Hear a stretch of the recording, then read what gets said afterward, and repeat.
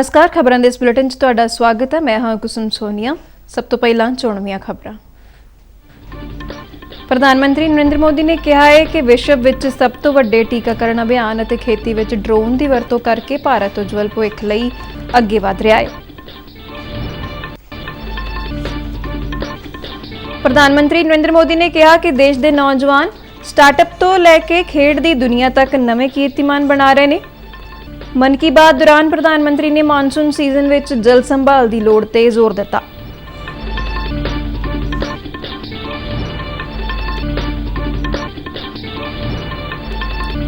Bharatiya Janata party ने उत्तर प्रदेश दीआं रामपुर और आजमगढ़ लोक सभा सीटां ते जित हासिल की। प्रधानमंत्री ने उत्तर प्रदेश विच भारतीय जनता पार्टी की जित नूं इतिहासक दस्सिया।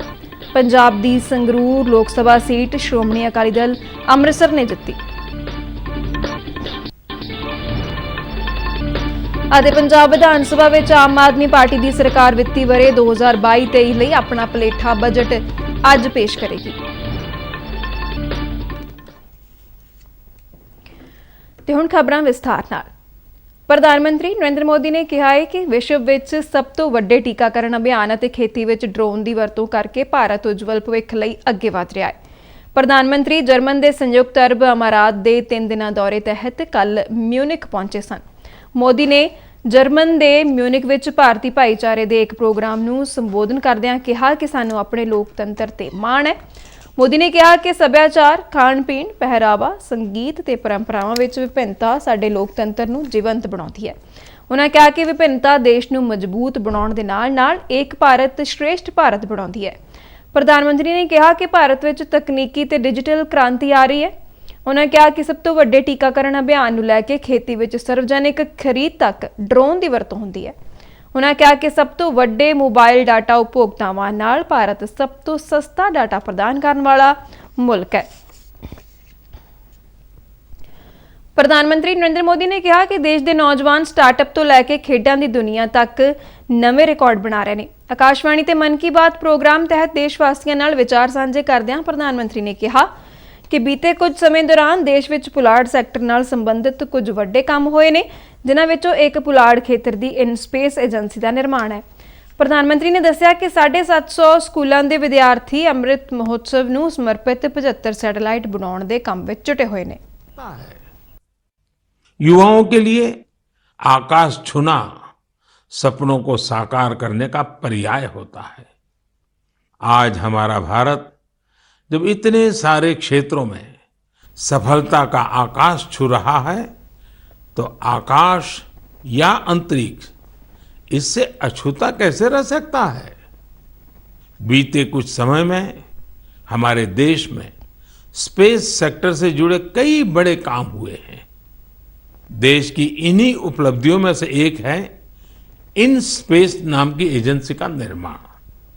एक ऐसी एजेंसी जो स्पेस सेक्टर में भारत के प्राइवेट सेक्टर के लिए नए अवसरों को प्रमोट कर रही है। इस शुरुआत ने हमारे देश के युवाओं को विशेष रूप से आकर्षित किया है। प्रधानमंत्री ने खेलो इंडिया युवा खेडां विच खिडारियां वालों नवे रिकॉर्ड कायम करने का जिक्र किया।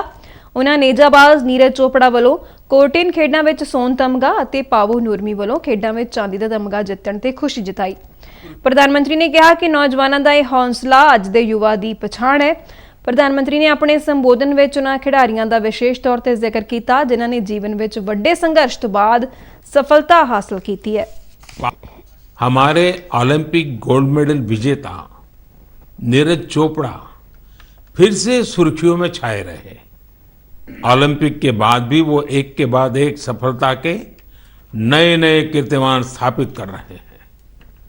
फिनलैंड में नीरज ने पावो नूरमी गेम्स में सिल्वर जीता। यही नहीं, उन्होंने अपने ही जेवलिन थ्रो के रिकॉर्ड को भी तोड़ दिया। कोर्टोन गेम्स में नीरज ने एक बार फिर गोल्ड जीतकर देश का गौरव बढ़ाया। ये गोल्ड उन्होंने ऐसे हालातों में जीता जब वहां का मौसम भी बहुत खराब था। ਪ੍ਰਧਾਨ ਮੰਤਰੀ ਨੇ ਵੇਸਟ ਤੋਂ ਵੈਲਥ ਨਾਲ ਜੁੜੇ ਯਤਨਾਂ ਦੀ ਚਰਚਾ ਕਰਦੇ ਹੋਏ ਮਿਜ਼ੋਰਮ ਦੇ ਇੱਕ ਪਿੰਡ ਦੀ ਵਿਲੱਖਣ ਉਦਾਹਰਣ ਦਾ ਜ਼ਿਕਰ ਕੀਤਾ, ਜਿੱਥੇ ਪਲਾਸਟਿਕ ਅਤੇ ਪੋਲੀਥੀਨ ਦੇ ਕਚਰੇ ਤੋਂ ਪਹਿਲੀ ਪਲਾਸਟਿਕ ਸੜਕ ਬਣਾਈ ਗਈ। ਪ੍ਰਧਾਨ ਮੰਤਰੀ ਨੇ ਟਿੱਪਣੀ ਕਰਦਿਆਂ ਕਿਹਾ ਕਿ ਅਜਿਹੀਆਂ ਪਹਿਲ ਕਦਮੀਆਂ ਨਾਲ ਸਵੱਛਤਾ ਅਤੇ ਵਿਕਾਸ ਦੋਵੇਂ ਹੁੰਦੇ ਨੇ। आज पुडुचेरी के कराईकल में हजारों किलो कचरा हर दिन कलेक्ट किया जाता है और उसे सेग्रीगेट किया जाता है। इसमें जो ऑर्गेनिक कचरा होता है उससे खाद बनाई जाती है। बाकी दूसरी चीजों को अलग करके रिसाइकल कर लिया जाता है। इस तरह के प्रयास प्रेरणादायी तो है ही, सिंगल यूज प्लास्टिक के खिलाफ भारत के अभियान को भी गति देते हैं। ਪ੍ਰਧਾਨ ਮੰਤਰੀ ਨੇ ਮੌਨਸੂਨ ਸੀਜ਼ਨ ਦਾ ਜ਼ਿਕਰ ਕਰਦਿਆਂ ਜਲ ਸੰਭਾਲ ਦੀ ਲੋੜ ਤੇ ਜ਼ੋਰ ਦਿੱਤਾ। ਉਹਨਾਂ ਕਿਹਾ ਕਿ ਸਾਨੂੰ ਇਸ ਦਿਸ਼ਾ ਵਿੱਚ ਹੋਰ ਯਤਨਸ਼ੀਲ ਹੋਣਾ ਚਾਹੀਦਾ ਹੈ। ਪ੍ਰਧਾਨ ਮੰਤਰੀ ਨੇ ਕਿਹਾ ਕਿ ਸਾਡਾ ਸਮਾਜ ਸਦੀਆਂ ਤੋਂ ਰਲ ਮਿਲ ਕੇ ਇਸ ਜ਼ਿੰਮੇਵਾਰੀ ਨੂੰ ਨਿਭਾਉਂਦਿਆਂ ਆਇਆ ਹੈ। जल संरक्षण तो वास्तव में जीवन संरक्षण है। आपने देखा होगा आजकल कितने ही नदी महोत्सव होने लगे हैं। आपके शहरों में भी इस तरह के जो भी जल स्रोत है वहां कुछ न कुछ आयोजन अवश्य करें। ਪ੍ਰਧਾਨ ਮੰਤਰੀ ਨੇ ਕਿਹਾ ਕਿ ਭਾਵੇਂ ਅੱਜ ਦੇਸ਼ ਕੋਲ ਕੋਵਿਡ-19 ਮਹਾਮਾਰੀ ਵਿਰੁੱਧ ਵਿਆਪਕ ਸੁਰੱਖਿਆ ਕਵਚ ਮੌਜੂਦ ਹੈ, ਪਰ ਫਿਰ ਵੀ ਸਾਨੂੰ ਸਾਵਧਾਨੀਆਂ ਦਾ ਧਿਆਨ ਰੱਖਣਾ ਚਾਹੀਦਾ ਹੈ। ਉਨ੍ਹਾਂ ਕਿਹਾ ਕਿ ਟੀਕਾਕਰਨ ਦੀ ਗਿਣਤੀ 200 ਕਰੋੜ ਦੇ ਕਰੀਬ ਪਹੁੰਚ ਗਈ ਹੈ। ਉਨ੍ਹਾਂ ਯੋਗ ਲਾਭਪਾਤਰੀਆਂ ਨੂੰ ਵੈਕਸੀਨ ਦੀ ਤੀਜੀ ਅਤੇ ਇਹਤਿਆਤੀ ਖੁਰਾਕ ਲੈਣ ਦੀ ਅਪੀਲ ਕੀਤੀ। हमें कोरोना के खिलाफ सावधानी को भी ध्यान रखना है। हालांकि संतोष की बात है कि आज देश के पास वैक्सीन का व्यापक सुरक्षा कवच मौजूद है। हम 200 करोड़ वैक्सीन डोज के करीब पहुंच गए हैं। देश में तेजी से प्रिकॉशन डोज भी लगाई जा रही है। अगर आपकी सेकंड डोज के बाद प्रिकॉशन डोज का समय हो गया है तो आप ये तीसरा डोज जरूर लें। ਪ੍ਰਧਾਨ ਮੰਤਰੀ ਦੇ ਮਨ ਕੀ ਬਾਤ ਪ੍ਰੋਗਰਾਮ ਨੂੰ ਪੰਜਾਬ ਭਰ ਵਿੱਚ ਲੋਕਾਂ ਵੱਲੋਂ ਬੜੇ ਗੌਰ ਨਾਲ ਸੁਣਿਆ ਗਿਆ। ਭਾਰਤੀ ਜਨਤਾ ਪਾਰਟੀ ਦੇ ਕੌਮੀ ਜਨਰਲ ਸਕੱਤਰ ਤਰੁਣ ਚੁੱਗ ਦੇ ਅੰਮ੍ਰਿਤਸਰ ਸਥਿਤ ਲਾਹੌਰੀ ਗੇਟ ਦਫ਼ਤਰ ਦੇ ਬਾਹਰ ਭਾਜਪਾ ਕਾਰਜਕਰਤਾਵਾਂ ਸਮੇਤ ਸੈਂਕੜੇ ਲੋਕਾਂ ਨੇ ਮਨ ਕੀ ਬਾਤ ਪ੍ਰੋਗਰਾਮ ਸੁਣਿਆ ਅਤੇ ਉਹਨਾਂ ਨੇ ਐਮਰਜੈਂਸੀ ਕਾਲ ਤੇ ਚਰਚਾ, ਨੌਜਵਾਨ ਖਿਡਾਰੀਆਂ ਦੀ ਕਾਰਗੁਜ਼ਾਰੀ ਅਤੇ ਵੇਸਟ ਤੋਂ ਵੈਲਥ ਵਿਸ਼ੇ ਤੇ ਗੱਲਬਾਤ ਨੂੰ ਬਹੁਤ ਹੀ ਪ੍ਰੇਰणादायी ਦੱਸਿਆ। देश के यशस्वी प्रधानमंत्री श्री नरेंद्र मोदी जी के आह्वान पर भारतीय जनता पार्टी के राष्ट्रीय महामंत्री अमृतसर के धरतीपुत्र श्री तरुण चुग जी के कार्यालय में केंद्रीय विधानसभा समेत पूरे शहर के कार्यकर्ताओं ने मन की बात कार्यक्रम का सीधा प्रसारण बड़ी तन्मयता से सुना। आज प्रधानमंत्री जी ने 19 महीने देश में आपातकाल के लिए जो काले कानून थोपे थे उसके ऊपर चर्चा की और कांग्रेस पार्टी की जो नकारात्मक सोच लोकतंत्र के प्रति है, संवैधानिक संस्थाओं के प्रति है, उस पर करारा हमला भी किया।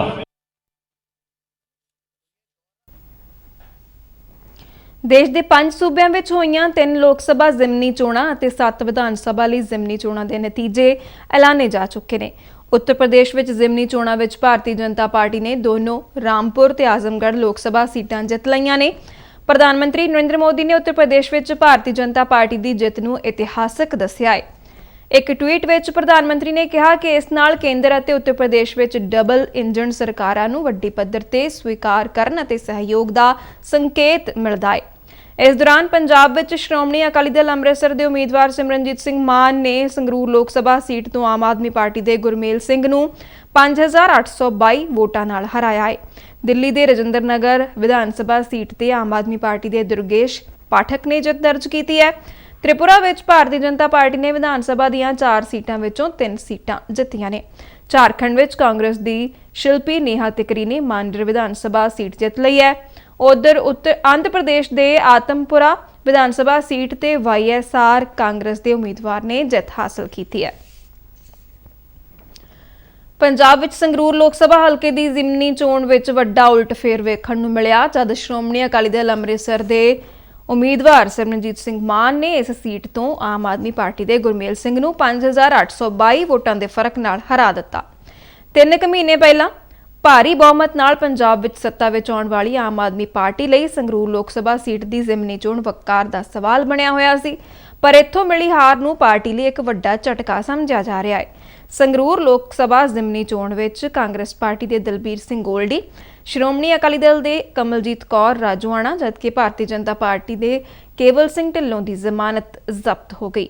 ਸੰਗਰੂਰ ਲੋਕ ਸਭਾ ਸੀਟ ਤੋਂ ਜੇਤੂ ਰਹੇ ਸਿਮਰਨਜੀਤ ਸਿੰਘ ਮਾਨ 1999 ਵਿੱਚ ਤਰਨਤਾਰਨ ਲੋਕ ਸਭਾ ਹਲਕੇ ਤੋਂ ਚੁਣੇ ਗਏ ਸਨ। ਉਸ ਸਮੇਂ ਉਹ ਭਾਗਲਪੁਰ ਜੇਲ੍ਹ ਵਿੱਚ ਨਜ਼ਰਬੰਦ ਸਨ। ਦਿਲਚਸਪ ਗੱਲ ਇਹ ਹੈ ਕਿ 1999 ਦੀਆਂ ਲੋਕ ਸਭਾ ਚੋਣਾਂ ਦੌਰਾਨ 88% ਵੋਟਾਂ ਪ੍ਰਾਪਤ ਕਰਕੇ ਜਿੱਤ ਪ੍ਰਾਪਤ ਕਰਨ ਤੋਂ ਬਾਅਦ ਸਿਮਰਨਜੀਤ ਸਿੰਘ ਮਾਨ ਕਦੇ ਵੀ ਸੰਸਦ ਵਿੱਚ ਦਾਖਲ ਨਹੀਂ ਹੋਏ ਕਿਉਂਕਿ ਉਹ ਕਿਰਪਾਨ ਲੈ ਕੇ ਸਦਨ ਵਿੱਚ ਜਾਣ ਲਈ ਬਜਿੱਦ ਸਨ। ਜ਼ਿਕਰਯੋਗ ਹੈ ਕਿ ਸੰਗਰੂਰ ਲੋਕ ਸਭਾ ਸੀਟ ਦੀ ਜ਼ਿਮਨੀ ਚੋਣ ਮੁੱਖ ਮੰਤਰੀ ਭਗਵੰਤ ਮਾਨ ਵੱਲੋਂ ਸੰਗਰੂਰ ਤੋਂ ਲੋਕ ਸਭਾ ਮੈਂਬਰ ਵਜੋਂ ਅਸਤੀਫਾ ਦੇਣ ਮਗਰੋਂ ਖਾਲੀ ਹੋਈ ਸੀ। ਪੰਜਾਬ ਵਿਧਾਨ ਸਭਾ ਵਿੱਚ ਆਮ ਆਦਮੀ ਪਾਰਟੀ ਦੀ ਸਰਕਾਰ ਵੱਲੋਂ ਵਿੱਤੀ ਵਰ੍ਹੇ 2022-23 ਲਈ ਆਪਣਾ ਪਲੇਠਾ ਬਜਟ ਅੱਜ ਪੇਸ਼ ਕੀਤਾ ਜਾਵੇਗਾ। ਵਿੱਤ ਮੰਤਰੀ ਹਰਪਾਲ ਸਿੰਘ ਚੀਮਾ ਬਜਟ ਪੇਸ਼ ਕਰਨਗੇ। ਵਿੱਤ ਮੰਤਰੀ ਚੀਮਾ ਨੇ ਕਿਹਾ ਹੈ ਕਿ ਇਸ ਵਾਰ ਬਜਟ ਲੋਕਾਂ ਦੇ ਸੁਝਾਅ ਲੈ ਕੇ ਤਿਆਰ ਕੀਤਾ ਗਿਆ ਹੈ ਤੇ ਇਹ ਬਜਟ ਲੋਕ ਪੱਖੀ ਹੋਵੇਗਾ। ਜ਼ਿਕਰਯੋਗ ਹੈ ਕਿ ਪਿਛਲੇ ਮਹੀਨੇ ਮੁੱਖ ਮੰਤਰੀ ਭਗਵੰਤ ਸਿੰਘ ਮਾਨ ਨੇ ਕਿਹਾ ਸੀ ਕਿ ਸਰਕਾਰ ਵੱਲੋਂ ਇਸ ਵਾਰ ਕਾਗਜ਼ ਰਹਿਤ ਬਜਟ ਯਾਨੀ ਈ ਬਜਟ ਪੇਸ਼ ਕੀਤਾ ਜਾਵੇਗਾ। ਸਮਝਿਆ ਜਾਂਦਾ ਹੈ ਕਿ ਬਜਟ ਵਿੱਚ ਸਿਹਤ ਤੇ ਸਿੱਖਿਆ ਖੇਤਰ ਨੂੰ ਤਰਜੀਹ ਮਿਲ ਸਕਦੀ ਹੈ। ਪੁਸ਼ਪਾ ਗੁਜਰਾਲ ਸਾਇੰਸ ਸਿਟੀ ਕਪੂਰਥਲਾ ਵਿੱਚ ਅੰਤਰਰਾਸ਼ਟਰੀ ਨਸ਼ਾ ਵਿਰੋਧੀ ਦਿਵਸ ਮਨਾਇਆ ਗਿਆ। ਇਸ ਮੌਕੇ ਨਸ਼ੇ ਦੀ ਵਰਤੋਂ ਅਤੇ ਇਲਾਜ ਪੰਜਾਬ ਦੇ ਹਾਲਾਤ ਵਿਸ਼ੇ ਤੇ ਇੱਕ ਵੈਬੀਨਾਰ ਦਾ ਆਯੋਜਨ ਕੀਤਾ ਗਿਆ ਜਿਸ ਵਿੱਚ 100 ਤੋਂ ਵੱਧ ਵਿਦਿਆਰਥੀਆਂ ਅਤੇ ਅਧਿਆਪਕਾਂ ਨੇ ਸ਼ਿਰਕਤ ਕੀਤੀ। ਵੈਬੀਨਾਰ ਨੂੰ ਸੰਬੋਧਨ ਕਰਦਿਆਂ ਸਾਇੰਸ ਸਿਟੀ ਦੀ ਡਾਇਰੈਕਟਰ ਜਨਰਲ ਨੀਲਿਮਾ ਜੈਰਥ ਨੇ ਕਿਹਾ ਕਿ ਨਸ਼ਿਆਂ ਦੀ ਦੁਰਵਰਤੋਂ ਇਸ ਸਮੇਂ ਵਿਸ਼ਵ ਭਰ ਵਿੱਚ ਇੱਕ ਗੰਭੀਰ ਸਮੱਸਿਆ ਬਣ ਚੁੱਕੀ ਹੈ। ਖਾਸ ਕਰਕੇ ਨੌਜਵਾਨਾਂ ਵਿੱਚ ਨਸ਼ਿਆਂ ਦੀ ਲਤ ਲਗਾਤਾਰ ਵਧ ਰਹੀ ਹੈ। ਉਹਨਾਂ ਸਮਾਜਿਕ ਕਾਰਕੁਨਾਂ, ਡਾਕਟਰਾਂ ਅਤੇ ਸਮਾਜਿਕ ਸੰਗਠਨਾਂ ਨੂੰ ਨੌਜਵਾਨਾਂ ਨੂੰ ਨਸ਼ਿਆਂ ਦੇ ਕੋੜ ਤੋਂ ਨਿਜਾਤ ਦਿਵਾਉਣ ਵਿੱਚ ਮਦਦ ਕਰਨ ਦੀ ਅਪੀਲ ਕੀਤੀ। ਕਪੂਰਥਲਾ ਦੇ deputy medical commissioner doctor Sandeep Bhola ਨੇ ਕਿਹਾ ਕਿ ਨਸ਼ਿਆਂ ਦੀ ਵਰਤੋਂ ਇੱਕ ਵੱਡੀ ਸਮਾਜਿਕ ਬੁਰਾਈ ਹੈ। ਨਸ਼ਿਆਂ ਦੀ ਵਰਤੋਂ ਨਾਲ ਦਿਮਾਗੀ ਬਿਮਾਰੀਆਂ ਪੈਦਾ ਹੁੰਦੀਆਂ ਨੇ। ਉਹਨਾਂ ਦੱਸਿਆ ਕਿ ਪੰਜਾਬ ਸਰਕਾਰ ਨੇ ਨਸ਼ਿਆਂ ਦੀ ਵਰਤੋਂ ਕਾਰਨ ਪੈਦਾ ਹੋਣ ਵਾਲੀਆਂ ਬਿਮਾਰੀਆਂ ਦੇ ਇਲਾਜ ਲਈ ਵੱਡੇ ਉਪਰਾਲੇ ਕੀਤੇ ਨੇ। ਇਸ ਵੇਲੇ ਪੰਜਾਬ ਵਿੱਚ 32 ਸਰਕਾਰੀ ਨਸ਼ਾ ਛੁਡਾਊ ਕੇਂਦਰ ਅਤੇ 18 ਮੁੜ ਵਸੇਬਾ ਕੇਂਦਰ ਚਲਾਏ ਜਾ ਰਹੇ ਨੇ। ਇਸ ਤੋਂ ਇਲਾਵਾ 200 ਪ੍ਰਾਈਵੇਟ ਨਸ਼ਾ ਛੁਡਾਊ ਕੇਂਦਰ ਵੀ ਕੰਮ ਕਰ ਰਹੇ ਨੇ। ਵੈਬੀਨਾਰ ਨੂੰ ਸੰਬੋਧਨ ਕਰਦਿਆਂ ਸਾਇੰਸ ਸਿਟੀ ਦੇ ਡਾਇਰੈਕਟਰ ਡਾਕਟਰ ਰਾਜੇਸ਼ ਗਰੋਵਰ ਨੇ ਕਿਹਾ ਕਿ ਨਸ਼ਿਆਂ ਦੀ ਸਮੱਸਿਆ ਮਨੁੱਖਤਾ ਨੂੰ ਦਰਪੇਸ਼ ਇੱਕ ਵੱਡੀ ਸਮੱਸਿਆ ਹੈ। ਉਹਨਾਂ ਨਸ਼ਿਆਂ ਦੀ ਤਸਕਰੀ ਅਤੇ ਨਸ਼ੀਲੇ ਪਦਾਰਥਾਂ ਦੀ ਦੁਰਵਰਤੋਂ ਰੋਕਣ ਦੀ ਲੋੜ ਤੇ ਜ਼ੋਰ ਦਿੱਤਾ। ਹਰਮਨ ਪਿਆਰੇ, ਵਿਲੱਖਣ ਤੇ ਲਾਸਾਨੀ ਹਸਤੀ ਸ਼ੇਰੇ ਪੰਜਾਬ ਮਹਾਰਾਜਾ ਰਣਜੀਤ ਸਿੰਘ ਦੀ ਅੱਜ ਬਰਸੀ ਮਨਾਈ ਜਾ ਰਹੀ ਹੈ। ਇਸ ਮੌਕੇ ਪੰਜਾਬ ਵਿਧਾਨ ਸਭਾ ਦੇ ਸਪੀਕਰ ਕੁਲਤਾਰ ਸਿੰਘ ਸੰਧਵਾ ਨੇ ਇਸ ਮਹਾਨ ਆਗੂ ਨੂੰ ਸ਼ਰਧਾ ਦੇ ਫੁੱਲ ਭੇਂਟ ਕੀਤੇ ਨੇ। ਆਪਣੇ ਸੰਦੇਸ਼ ਵਿੱਚ ਸੰਧਵਾ ਨੇ ਕਿਹਾ ਕਿ ਮਹਾਰਾਜਾ ਰਣਜੀਤ ਸਿੰਘ ਨੇ ਆਪਣੇ ਰਾਜ ਵਿੱਚ ਸਰਬੱਤ ਦੇ ਭਲੇ ਦੀ ਅਰਦਾਸ ਤਹਿਤ ਇੱਕ ਅਜਿਹਾ ਨਿਵੇਕਲਾ ਰਾਜ ਸਥਾਪਿਤ ਕੀਤਾ ਜਿੱਥੇ ਉਹਨਾਂ ਨੇ ਹਿੰਦੂ, ਸਿੱਖ, ਮੁਸਲਮਾਨ ਸਭ ਨੂੰ ਇੱਕ ਲੜੀ ਵਿੱਚ ਪਰੋ ਕੇ ਰੱਖਿਆ। ਉਹਨਾਂ ਕਿਹਾ ਕਿ ਮਹਾਰਾਜਾ ਰਣਜੀਤ ਸਿੰਘ ਦੀ ਇਸੇ ਖਾਸੀਅਤ ਕਾਰਨ ਸਿੱਖ ਰਾਜ ਦੀ ਸਿਫਤ ਹਰ ਪਾਸੇ ਹੁੰਦੀ ਹੈ। ਖਬਰਾਂ ਦੇ ਬੁਲੇਟਿਨ ਸਾਡੇ ਦਰਸ਼ਕ RNU DDK ਜਲੰਧਰ ਦੇ YouTube ਚੈਨਲ, Facebook ਪੇਜ ਅਤੇ Twitter ਹੈਂਡਲ ਤੇ ਵੀ ਦੇਖ ਸਕਦੇ ਨੇ। ਬੁਲੇਟਿਨ ਦੇ ਅਖੀਰ ਵਿੱਚ ਚੋਣਵੀਆਂ ਖਬਰਾਂ ਇੱਕ ਵਾਰ ਫਿਰ ਤੋਂ। ਪ੍ਰਧਾਨ ਮੰਤਰੀ ਨਰਿੰਦਰ ਮੋਦੀ ਨੇ ਕਿਹਾ ਹੈ ਕਿ ਵਿਸ਼ਵ ਵਿੱਚ ਸਭ ਤੋਂ ਵੱਡੇ ਟੀਕਾਕਰਨ ਅਭਿਆਨ ਅਤੇ ਖੇਤੀ ਵਿੱਚ ਡਰੋਨ ਦੀ ਵਰਤੋਂ ਕਰਕੇ ਭਾਰਤ ਉਜਵਲ ਭਵਿੱਖ ਵੱਲ ਅੱਗੇ ਵਧ ਰਿਹਾ ਹੈ। ਪ੍ਰਧਾਨ ਮੰਤਰੀ ਨਰਿੰਦਰ ਮੋਦੀ ਨੇ ਕਿਹਾ ਕਿ ਦੇਸ਼ ਦੇ ਨੌਜਵਾਨ ਸਟਾਰਟਅਪ ਤੋਂ ਲੈ ਕੇ ਖੇਡਾਂ ਦੀ ਦੁਨੀਆ ਤੱਕ ਨਵੇਂ ਕੀਰਤੀਮਾਨ ਬਣਾ ਰਹੇ ਨੇ। ਮਨ ਕੀ ਬਾਤ ਪ੍ਰੋਗਰਾਮ ਦੌਰਾਨ ਪ੍ਰਧਾਨ ਮੰਤਰੀ ਨੇ ਮੌਨਸੂਨ ਸੀਜ਼ਨ ਵਿੱਚ ਜਲ ਸੰਭਾਲ ਦੀ ਲੋੜ ਤੇ ਜ਼ੋਰ ਦਿੱਤਾ। ਭਾਰਤੀ ਜਨਤਾ ਪਾਰਟੀ ਨੇ ਉੱਤਰ ਪ੍ਰਦੇਸ਼ ਦੀਆਂ ਰਾਮਪੁਰ ਅਤੇ ਆਜ਼ਮਗੜ੍ਹ ਲੋਕ ਸਭਾ ਸੀਟਾਂ ਤੇ ਜਿੱਤ ਹਾਸਲ ਕੀਤੀ। ਪ੍ਰਧਾਨ ਮੰਤਰੀ ਨੇ ਉੱਤਰ ਪ੍ਰਦੇਸ਼ ਵਿੱਚ ਭਾਰਤੀ ਜਨਤਾ ਪਾਰਟੀ ਦੀ ਜਿੱਤ ਨੂੰ ਇਤਿਹਾਸਕ ਦੱਸਿਆ। ਪੰਜਾਬ ਦੀ ਸੰਗਰੂਰ ਲੋਕ ਸਭਾ ਸੀਟ ਸ਼੍ਰੋਮਣੀ ਅਕਾਲੀ ਦਲ ਅੰਮ੍ਰਿਤਸਰ ਨੇ ਜਿੱਤੀ। ਪੰਜਾਬ ਵਿਧਾਨ ਸਭਾ ਵਿੱਚ ਆਮ ਆਦਮੀ ਪਾਰਟੀ ਦੀ ਸਰਕਾਰ ਵਿੱਤੀ ਵਰ੍ਹੇ 2022 ਲਈ ਆਪਣਾ ਪਲੇਠਾ ਬਜਟ ਅੱਜ ਪੇਸ਼ ਕਰੇਗੀ। ਤੇ ਇਸ ਨਾਲ ਹੀ ਖਬਰਾਂ ਦਾ ਬੁਲੇਟਿਨ ਖਤਮ ਹੋਇਆ। मैं मास्क लगा के स्टूडियो तो बाहर जा रही हाँ, तुसीं भी घर तो बाहर जाण लग्गिआं मास्क जरूर लगाओ। इजाजत दिओ, नमस्कार।